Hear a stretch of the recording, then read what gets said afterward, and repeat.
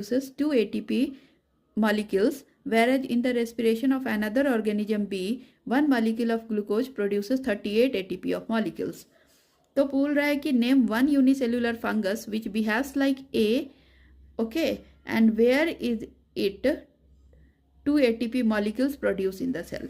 तो सबसे पहले हम लोग देखेंगे कि ये जो रेस्पिरेशन है ना, during the respiration of an organism A, 1 molecules of glucose produces 2 ATP of energy. ठीक है, तो पहला हम लोग कौन से ऑर्गेनिज्म में है ना, एक molecules of glucose 2 ATP energy produce करते हैं, और कौन से ऑर्गेनिज्म में, ऑर्गेनिज्म बी में एक मॉलिक्यूल्स है ना 38 ATP of energy, 38 ATP of molecules of energy produce करता है. तो सबसे पहले हम लोग देखेंगे कि ये रेस्पिरेशन कहाँ पे हो रहा है और कौन से ऑर्गेनिज्म में हो रहा है.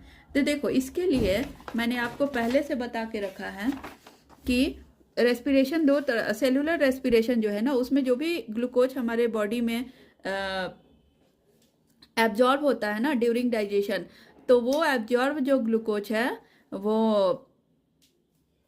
सेल में जाता है सेल में जाता है. ठीक है, और वो सेल में ग्लूकोज जा चुका है ड्यूरिंग एब्जॉर्प्शन ऑफ फूड. ठीक है, और ग्लूकोज हमारे सेल में ऑलरेडी प्रेजेंट है. अगर ऑक्सीजन मिलेगा तो ग्लूकोज जो है ना ऑक्सीजन से कंबाइन करके बनाएगा, हमें देगा carbon dioxide plus water plus 38 ATP of energy. आप इस रिएक्शन को यहाँ से देख सकते हैं.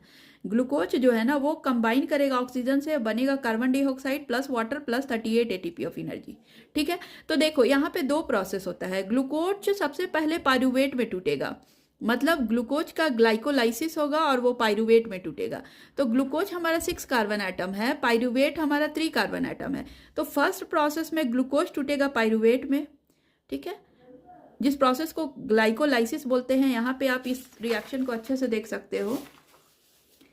ग्लूकोज ग्लाइकोलाइसिस प्रोसेस से साइटोप्लाज्म में पायरूवेट में टूटेगा. पायरूवेट 3 कार्बन कंपाउंड है, ग्लूकोज 6 कार्बन कंपाउंड है.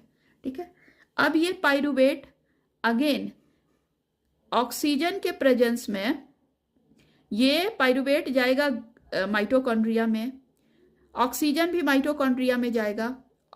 तो ऑक्सीजन और पायरूवेट दोनों माइटोकॉन्ड्रिया के अंदर जाएगा और टूटेगा carbon dioxide plus water plus energy.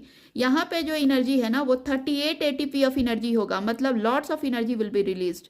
38 ATP of energy will be released. ठीक है, तो ये फर्स्ट केस है. सेकंड केस क्या होगा कि मान लो कि अगर मैं बहुत एक्सरसाइज कर रही हूँ, तो रेगुलर एक्सरसाइज के लिए ग्लूकोज